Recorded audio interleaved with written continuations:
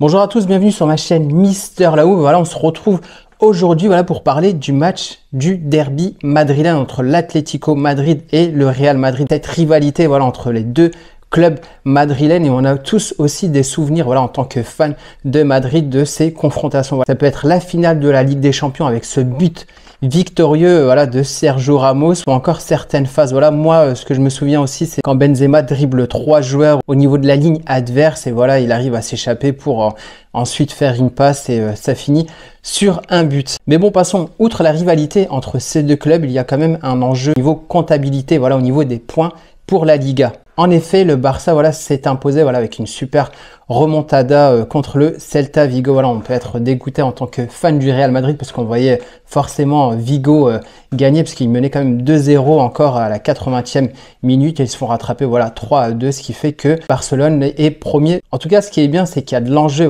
entre le Barça et le Real, et si on veut savourer, si jamais on remporte ce titre de champion, il vaut mieux avoir un bon Barça face à nous. Donc maintenant parlons de nos champions, du Real Madrid, et voici la liste des convoqués. On va pas faire la liste de tous les joueurs, mais en tout cas, ce qu'il faut retenir tout d'abord, c'est le retour de Mendy et de Ceballos, qui reviennent de blessure. Ils seront sur la liste. Ça m'étonnerait quand même de les voir jouer, même si Ceballos a déjà été convoqué contre l'Union de Berlin pour la Ligue des Champions. Il peut à la limite rentrer en toute fin de match, mais Mendy, je le trouve quand même encore assez limite pour son retour en jeu.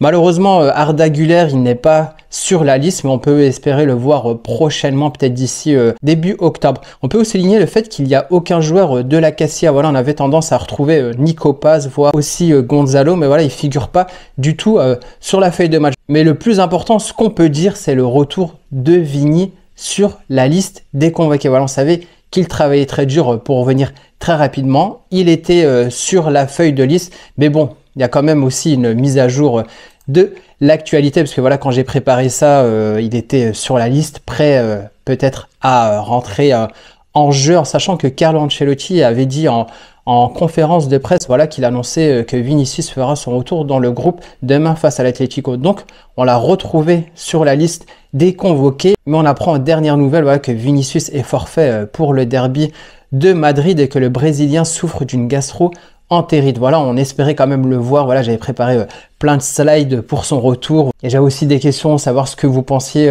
du retour de Vinicius. Mais je me dis, c'est pas plus mal qu'il reprenne un peu plus tard, parce qu'on sait que les matchs du derby entre l'Atlético et le Real sont assez rudes.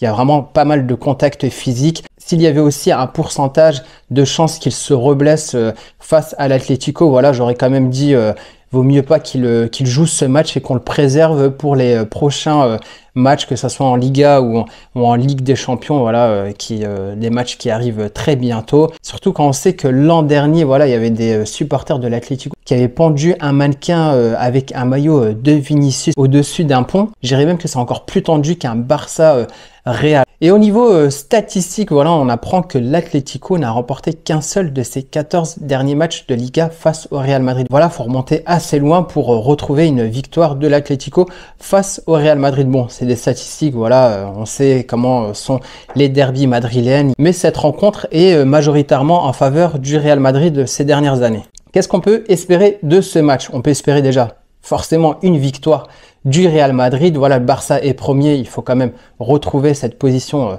de première place. On peut espérer aussi qu'il n'y ait pas de blessés.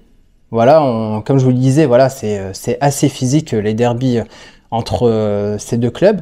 Et qu'est-ce qu'on peut dire aussi, pourquoi pas voir peut-être Ferland Mendy ou Ceballos jouer dans ce match. Comme ça, au moins, ça permettrait d'avoir quelques options supplémentaires, que ce soit au niveau du poste derrière gauche pour suppléer Fran Garcia au cas où, ou bien au milieu de terrain avec pourquoi pas une entrée de Ceballos pour amener un peu plus de dynamisme. Donc c'est tout pour cet avant-match entre l'Atlético et le Real Madrid. Si tu as aimé, n'hésite pas à liker. N'hésite pas aussi à t'abonner si tu veux pas louper mon débrief pour l'après-match. On se retrouve à bientôt. Ciao, ciao.